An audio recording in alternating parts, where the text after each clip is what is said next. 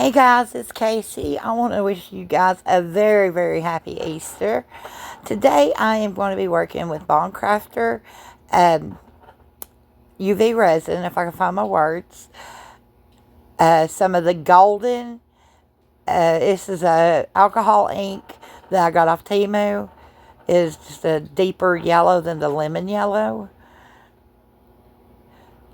It's still highly transparent. It has no mica in it, no glitter. And I'm just going to pour the mixture into my mold. I've got the cutest little chicks and bunnies for Easter, little keychain or earrings or pendant molds. And then I'm going to pop them into my UV light and let that cure for about 90 seconds on each side. And while that's working, I'm going to mix up some UV resin with some pink pigment. This is a fluorescent pink. And I'm going to do the exact same thing.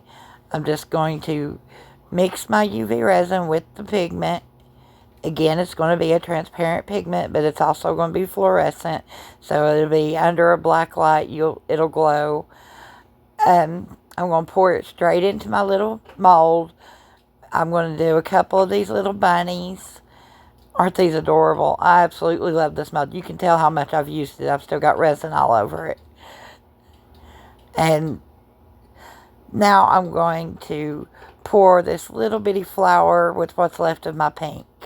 I didn't have enough left to do a full bunny, so I just went ahead and done a little charm. Okay, we're going to go ahead and pop the pink ones out. I cured them for 90 seconds on each side. And ta-da, all I've got to do is add earrings or keychains, and these guys are ready to go. They're that simple. So, just a couple minutes, I've got a new pair of earrings. Just a couple minutes, I've got a new keychain. You know, anything you want to use them for, charms. They're adorable, perfect for Easter. See, I've decided to put some hooks on these, and the set comes with 2 each of the molds, and it also comes with the earring hooks and everything, so I decided to make earrings out of them. And instead of making 2 of one figure, I decided to mismatch the earrings, because I really love it, where I can wear one bunny, one chick, you know, celebrate Easter, have fun. Now I'm just going to mix some pink glitter in with my UV resin. I've got it quite thick, and then I'm going to pour it into my mold again. Same thing. I'm going to pour as many as I can with this pink glitter, because I did dump the whole bag in there. So I'm going to stretch it out as far as I can. I'll just keep adding UV resin because the glitter sinks. You know, with the thin viscosity of UV resin, your glitter is going to sink down to the bottom pretty quickly. So I'm constantly mixing it and adding a little bit more UV resin as I go. And I'm filling up as many of these little charms as I possibly can. And I'm going to mix up just a hair more and fill in the little bow up top and the little star. Then I'm going to pop these in 90 seconds on each side. Glitter cures fairly well. I don't really think I've ever had an issue with glitter curing. Micas, that's a different story, but glitter usually works really well with UV resin. But aren't they adorable? Just quick, simple, adorable little things you can make for Easter. I love that rabbit's foot. That rabbit's foot's everything. And I'm going to put all my hooks and stuff on there for you guys. I'm only going to make 1 pair because I'm the one wearing them. And I'm going to put these other guys up in my storage container for do it later crafts when I'm sitting in my chair. And I've got 2 new pairs of earrings. The next day, okay. Today, I'm going to be working on, with my Bond Craftor 2-part epoxy resin, I'm going to be working on 3 different trays. I wanted to do something for Easter, if I could talk. I have a bunch of Easter UV-DTF stickers, so I wanted to go ahead and do a few trays so I could use some of them this year. And I'm using my fluorescent pigments, and I'm also going to be using, this one's not a fluorescent, this is tangerine, but it's a beautiful orange. I wanted some orange in there. And what about these fluorescent pigments? Now, if you just mix them straight into your resin, they are going to be lumpy, clumpy, messy drops on the surface of your mold. So I grabbed my isopropyl alcohol and I pour some off into a cup, and then I put my pigment in, drop a little bit of alcohol in there, and I just mix my pigment with that alcohol. I don't have to do it with the orange pigment, just the fluorescence. So I just mix in my alcohol with the pigment, making sure that everything's dissolved well. And I don't have any lumps or clumps in there. And then I'm going to take and I'm going to mix up some of this white from Black Diamond. And then I'm going to grab my 2-part epoxy resin by Bond Crafter and mix in all of my colors.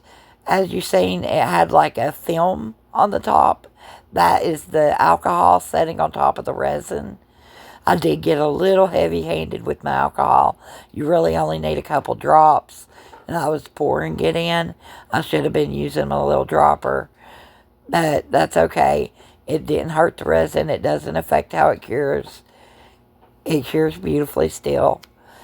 Okay, now that I've got all my colors all mixed up, what I'm going to do is I'm going to grab another cup.